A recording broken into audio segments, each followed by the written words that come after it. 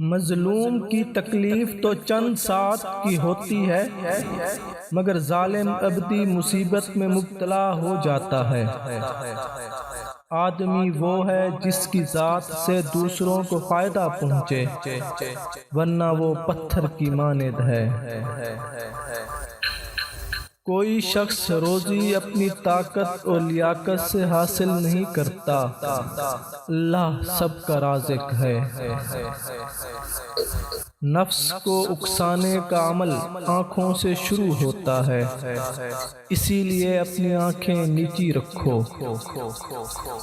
جس انسان میں ذاتی صفات نہ ہوں تو وہ اپنے لباس سے لے کر اپنے مکان تک ہر شے کی تعریف چاہتا ہے۔ ڈپریشن انسان کو اس وقت ہوتی ہے جب وہ کچھ چاہتا اور ہے اور اسے ملتا کچھ اور ہے، اور جو اسے ملتا ہے وہ پسند نہیں کرتا۔ آج کا انسان صرف دولت کو خوش نصیبی سمجھتا ہے، اور یہی اس کی بد نصیبی کا ثبوت ہے۔ ڈپریشن انسان کو اس وقت ہوتی ہے جب وہ کچھ چاہتا اور ہے اور اسے ملتا کچھ اور ہے، اور جو اسے ملتا ہے وہ پسند نہیں کرتا۔ بزرگوں کا ادب زندگی کا سرور اور ایمان کا نور ہے۔ کسی رشتے کو کتنی ہی محبت سے باندھا گیا ہو، اگر عزت اور لحاظ چلا جائے تو محبت بھی چلی جاتی ہے۔ اپنی زبان کو کسی عیبوں سے آلودہ نہ کرو، کیونکہ عیب تمہارے بھی ہیں اور زبانیں دوسرے لوگوں کی بھی ہیں۔ اگر کسی شخص کو خود میں عیب نظر نہ آئے تو سمجھ لیں کہ اس کی جہالت اپنی انتہا سے بھی آگے نکل چکی ہے۔ اگر کبھی کسی چیز کا غرور آنے لگے تو ایک چکر قبرستان کا لگایا کرو، وہاں آپ سے بھی بہتر انسان مٹی کے نیچے دفن ہیں۔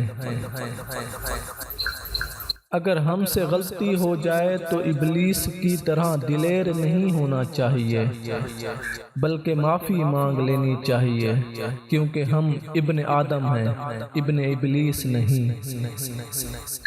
وقت نے ایک بات سکھائی ہے، ہر تعلق، رشتہ، ناتا تب تک زندہ ہے جب تک آپ دوسرے کے معیار اور توقعات پر پورا اترتے رہیں۔ الفاظ کا چناؤ سوچ سمجھ کر کریں۔ آپ کے الفاظ آپ کی تربیت، خاندان اور آپ کے مزاج کا پتہ دیتے ہیں۔ بے لگام الفاظ بے لگام جانور کی مانند ہوتے ہیں۔ وہ جو تمہیں باہر سے سخت اور بد مزاج نظر آتے ہیں، اگر ان کے اندر جھانک لو تو تمہیں ان پر ترس آئے گا۔ دھوکہ کھانے والوں کو تو سکون مل جاتا ہے، لیکن دھوکہ دینے والے کو کبھی سکون نہیں ملتا۔ ماں کے لیے سب کو چھوڑ دینا، سب کے لیے ماں کو مت چھوڑنا، کیونکہ جب ماں روتی ہے تو فرشتوں کو بھی رونا آ جاتا ہے۔ اس سوکھی چھڑی سے بدتر ہے وہ اولاد جو بڑھاپے میں ماں باپ کا سہارا نہ بن سکے۔ برا وقت ہمیشہ گزر جاتا ہے، چیزیں ٹھیک ہو جاتی ہیں، بس اللہ تعالیٰ نے انسان کا ظرف آزمانا ہوتا ہے۔ محبت کسی کے لیے اپنی جان قربان کرنا نہیں ہے، کیونکہ یہ جان تو اللہ کی امانت ہے۔ محبت تو کسی رضا اور خوشی کے لیے اپنی رضا اور خوشی کو قربان کرنے کا نام ہے۔ بدلتی ہوئی چیزیں اچھی لگتی ہیں، مگر یقین کیجئے کہ بدلتے ہوئے اپنے بہت تکلیف دیتے ہیں۔ آپ اپنی زندگی سے بھلے خوش نہ ہوں، پر کچھ لوگ ایسے بھی ہیں جو آپ جیسی زندگی جینے کے لیے ترستے ہیں۔ جس طرح شبنم کے قطرے مرجھائے ہوئے پھولوں کو تازگی بخشتے ہیں، اسی طرح اللہ کا ذکر مایوس دلوں کو روشنی بخشتا ہے۔ سامنے والے کی طرف اگر بہت دیر کوئی رابطہ نہ ہو تو دستک دے کر پوچھ لیجئے، اگر وہ زندہ ہیں تو یقیناً آپ وہاں مر چکے ہیں۔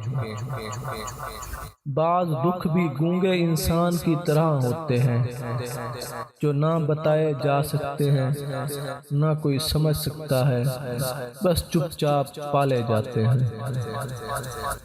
بہت کم ایسا ہوا ہے کہ قدر کرنے والوں کو قدر کرنے والے ہی ملے ہوں، ورنہ قدر کرنے والوں کو ہمیشہ بے قدرے لوگ ہی ملے ہیں۔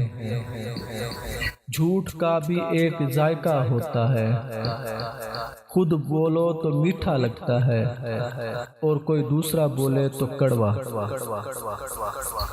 پیٹھ پیچھے آپ کی بات چلے تو گھبرانا مت، کیونکہ بات انہی کی ہوتی ہے جن میں کوئی بات ہوتی ہے۔ کچھ لوگ جب روتے ہیں تو اس لیے نہیں کہ وہ کمزور ہوتے ہیں، بلکہ اس لیے کہ مضبوط رہتے رہتے تھک جاتے ہیں۔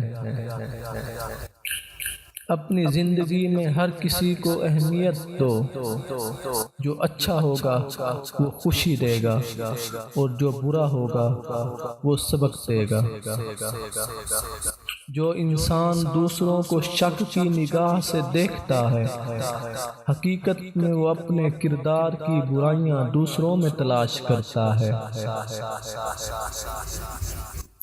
درخت جتنا اونچا ہوگا اس کا سایہ اتنا ہی چھوٹا ہوگا، اس لیے اونچا بننے کی بجائے بڑا بننے کی کوشش کرو۔